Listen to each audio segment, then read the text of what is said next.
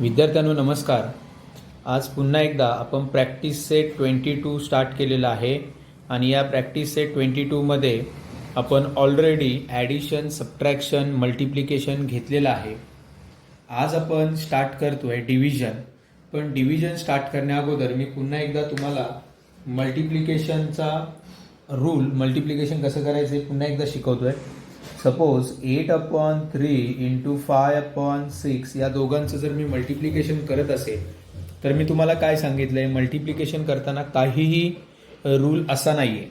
म्हणजे काय, मल्टिप्लिकेशन हे नेहमी स्ट्रेट होतं. म्हणजे 8 इंटू 5/3 इंटू 6, 8 5 जा 40, 3 6 जा 18, याला आपण बोलतो मल्टिप्लिकेशन. नंतर आपण त्याला डिवाइड वगैरे करू शकतो. डिवाइड म्हणजे मी इथेही डिवाइड करू शकलो असतो किंवा इथे. मग डिवाइड करायचं म्हणजे काय, तर मी असा विचार करतो, या दोन्ही संख्यांचा शेवटचा अंक 0 आणि 8 आहे. दोघांना डिवाइड होईल 2 ने. म्हणजे 2 ने जर याला डिवाइड केलं तर 2 4 जा 8, 2 2 जा 4, 2 0 जा 0, इथे 28, 2 9 जा 18, बे दुने 4, बे 0 0 आणि बे 9 18. म्हणजे याचं उत्तर 20/9 येईल. हे आपण मल्टिप्लिकेशनमध्ये शिकलो आहे. पण आता आपल्याला हे मल्टिप्लिकेशनचा रूलचाच यूज करून डिव्हिजन शिकायचं आहे. ते कसं ते परत एकदा बघा.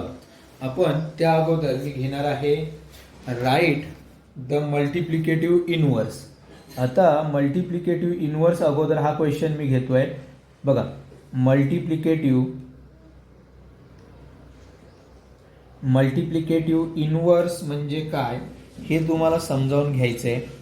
एकदा तुम्हाला मल्टिप्लिकेटिव्ह इनवर्स म्हणजे काय कळालं की तुम्हाला डिव्हिजन समजणार आहे. बघा, मी इथे असं लिहितोय 2/5.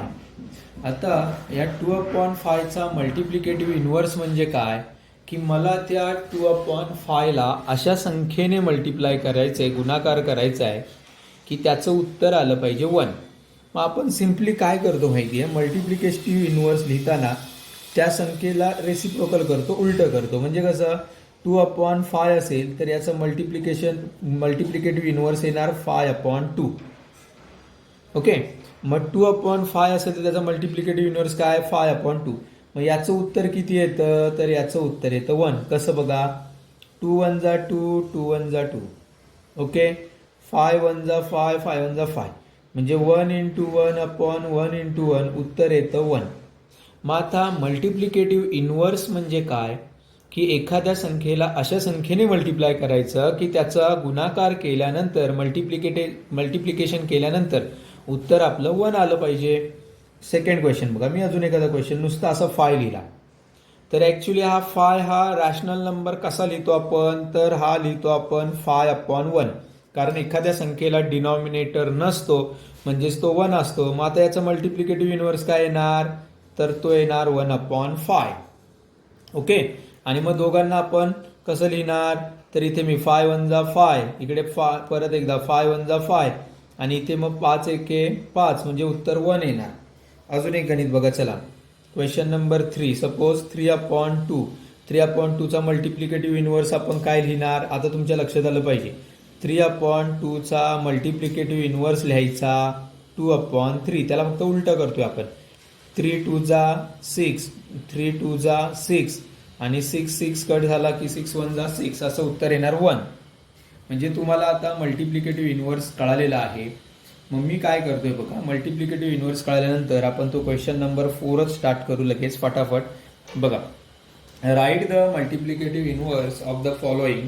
त्यातला फर्स्ट क्वेश्चन आहे 2/5. मग 2/5 चा मल्टिप्लिकेटिव्ह इनवर्स काय येणार, तर याचा मल्टिप्लिकेटिव्ह इनवर्स येणार 5/2. ओके.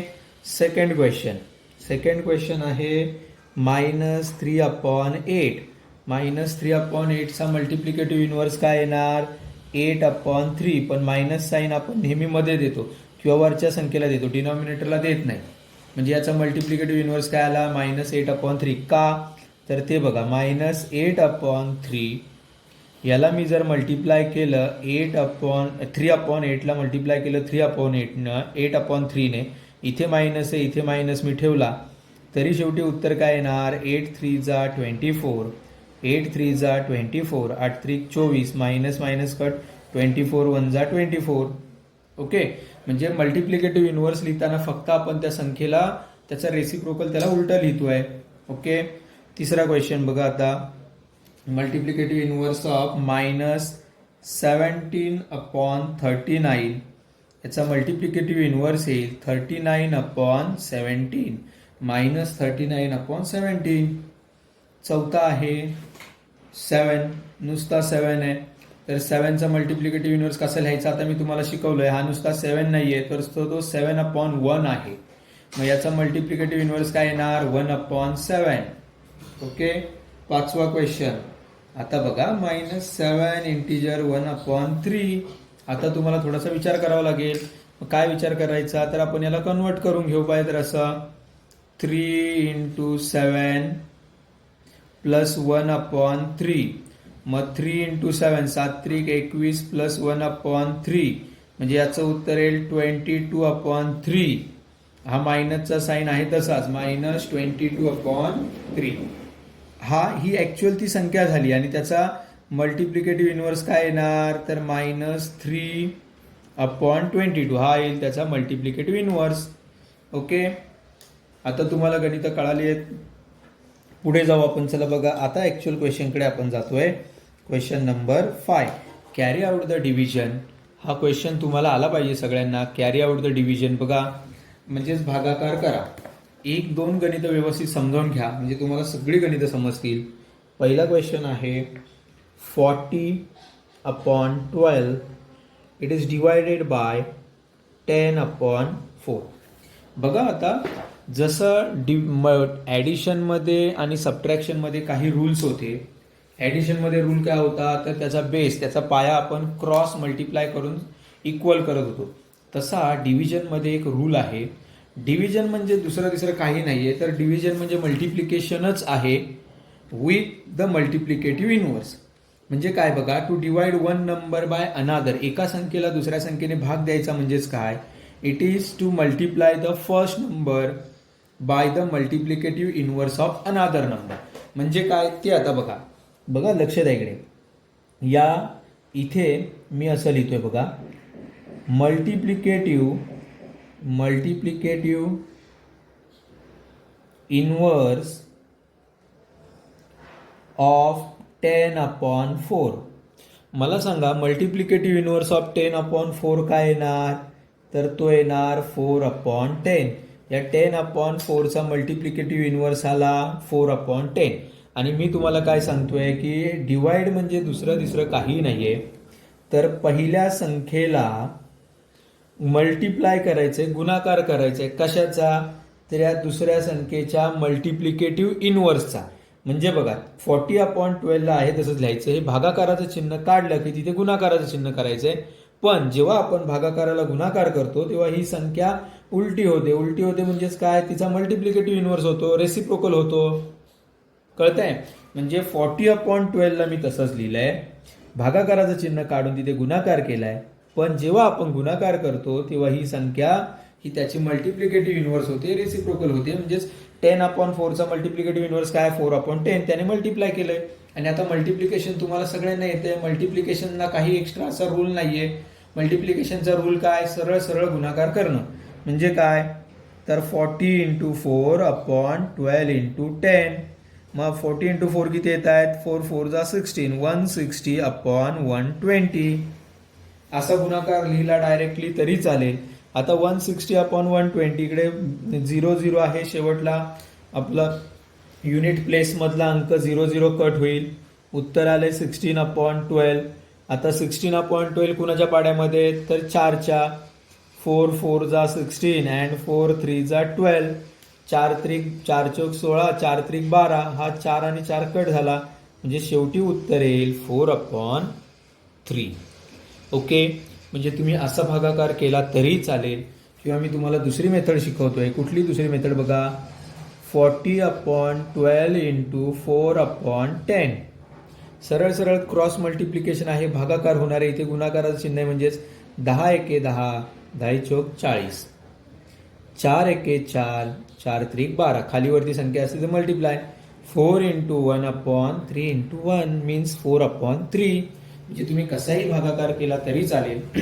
पण महत्वाचं काय आहे डिवाइड करताना आपण हे भागाकाराचं चिन्ह काढतो आणि तिथे काय टाकतोय गुणाकाराचं चिन्ह. पण जेव्हा भागाकाराचं चिन्ह काढून गुणाकार टाकतोय तेव्हा ही दुसऱ्या संख्येला आपण उलट लिहितोय, त्याचा मल्टिप्लिकेटिव्ह इनव्हर्स 10/4 होता त्याला 4/10 लिहिलंय. ओके, म्हणजे आता तुम्हाला भागाकारात सुद्धा कळालं असेल. आणि मी आता पुढे जातोय, थोडासा पुढे जातोय बघा व्यवस्थित. क्वेश्चन नंबर 2 कडे लक्ष द्या आता.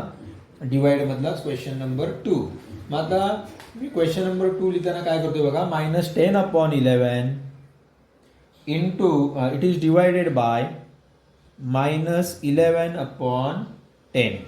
ओके, आता बघा, आता थोडंसं तुम्हाला विचार करायला लागेल गणितामध्ये. पहिली स्टेप काय लिहिणार मी, तर मल्टिप्लिकेटिव्ह इनवर्स ऑफ -11/10. हा जो आहे -11/10 याचा मल्टिप्लिकेटिव्ह इनवर्स मी लिहिणार आहे 10/11, पण कसा मायनसमध्ये. का, कारण त्याला मी उलट लिहिणार. याचा मल्टिप्लिकेटिव्ह इनवर्स म्हणजेच काय, याला उलट लिहायचं आहे 10/11. आता जेव्हा हे भागाकाराचं चिन्ह काढायचं तेव्हा काय करायचं, ही पहिली संख्या तर आहे तशीच, -10/11 ही पहिली संख्या आहे तशीच लिहिली आहे. इथलं भागाकाराचं चिन्ह काढून त्याला मी गुणाकार केलाय, मल्टिप्लाय केलाय. पण जेव्हा भागाकाराचं चिन्ह आपण काढतो आणि गुणाकार लिहितो तेव्हा ही संख्या उलटी होते, म्हणजेच काय 10/-11 अशी होते ती संख्या. ओके, आणि आता सरळ सरळ गुणाकार आहे, मल्टिप्लिकेशन आहे. -10 इंटू 10 बघा, -10 इंटू 10/11 इंटू -11 -100/-121. दोन्ही ठिकाणी मायनस मायनस निघून जातील, प्लस होतील. उत्तर येईल 100/121. ओके, आता त्या दोघांनाही भाग जाईल अशी कुठलीही संख्या नाहीये, म्हणून या दोन्ही संख्या तशाच राहतील. आता तुम्हाला डिव्हिजन सुद्धा कळालंय असा विचार करतोय आणि मी पुढे जाणार आहे. अजून काही वेगवेगळे प्रश्न आपण सोडवणार आहोत. बघा, पुढचा एक प्रश्न मी तुम्हाला असा सोडून देतोय. 5 is divided by 2/5. 5 is divided by 2/5. Actually आता हा नुसता 5 आहे का, तर नाही. हा काय नंबर आहे, it is a rational number 5/1. तो 5 नसून 5/1 आहे. मग आता पुढे बघा, 5/1 मी केलं याला 2/3 multiplicative inverse of 2/5 is what 5/2. या 2/5चा मल्टिप्लिकेटिव्ह इनवर्स मला करावं लागेल 5/2. आता मल्टिप्लिकेशन कसं, तर 5/1 इंटू, आता हे डिवाइड काढून टाकलं, याला काय केलं मल्टिप्लाय. पण जेव्हा डिवाइड काढून मल्टिप्लाय करतो तेव्हा ही संख्या उलटी लिहायची, 5/2 असं लिहायचं. आता मल्टिप्लिकेशन सरळ सरळ 5 इंटू 5 1 इंटू 2 5 5 25/2. ओके, म्हणजे तुम्हाला आता ही सगळी गणितं कळाली असतील असा विचार करून मी अजून लास्ट क्वेश्चन यातला घेणार आहे आणि मग आपण स्टॉप करू. बघा, पुढचा एक लास्ट क्वेश्चन मी घेतोय. 2 integer 1/5 is divided by 5 integer 3/6. 5 integer 3/6.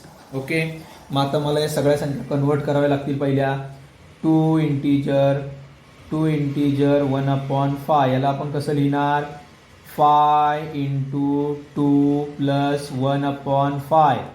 5 2 जा 10 प्लस 1/5 दॅट मीन्स 11/5. म्हणजे ही फर्स्ट नंबर झाला 11/5. सेकंड नंबर काय असेल, हा 5 इंटीजर 3/6. 6 into 5 plus 3/6. 6 5 जा 30 प्लस 3 दॅट इज 33/6. आणि आता याला आपण असं लिहितोय बघा, 11/5 इज डिवायडेड बाय 33/6. मग पुढची स्टेप मला काय करावी लागेल, तर याचा रेसिप्रोकल घ्यावा लागेल. मग मल्टिप्लिकेटिव्ह इनवर्स घ्यावा लागेल. Multiplicative inverse of 33/6 is 6/33. 33/6चा मल्टिप्लिकेटिव्ह इनवर्स काय आला, 6/33. मग 11/5 इंटू याला मल्टिप्लाय काढून या डिवाइड काढून मल्टिप्लाय केलंय, म्हणजे ही संख्या उलटी होणार, 6/33 अशी होणार. आता भागाकार होईल का बघा त्यांचा, इथे या दोघांचा होईल. 11 एके 11, 11 त्रिक 33. ओके, 3 एके 3, 3 दुने 6. म्हणजे वरती काय संख्या राहिल्या आहेत, 1 into 2 upon 5 into 1 that is 2 upon 5. 5 म्हणजे 5 असा भागाकार केला तरी चालेल, किंवा ज्या मुलाला समजत नाही त्याने सरळ सरळ गुणाकार करून नंतर भागाकार केला तरी चालेल. म्हणजे कसा 11 अपॉन 5 इंटू 6 अपॉन 33. 11 इंटू 6चा सरळ गुणाकार करा, 5 इंटू 33चा गुणाकार करा. ओके, मग कसं होईल 11 6 जा 66, 5 इंटू 33 आहे तसंच ठेवलंय. 33 1 जा 33, 33 2 जा 66, 33 दुने 66, 2 अपॉन 5. ओके, इथे आज आपण स्टॉप करू. थँक्यू.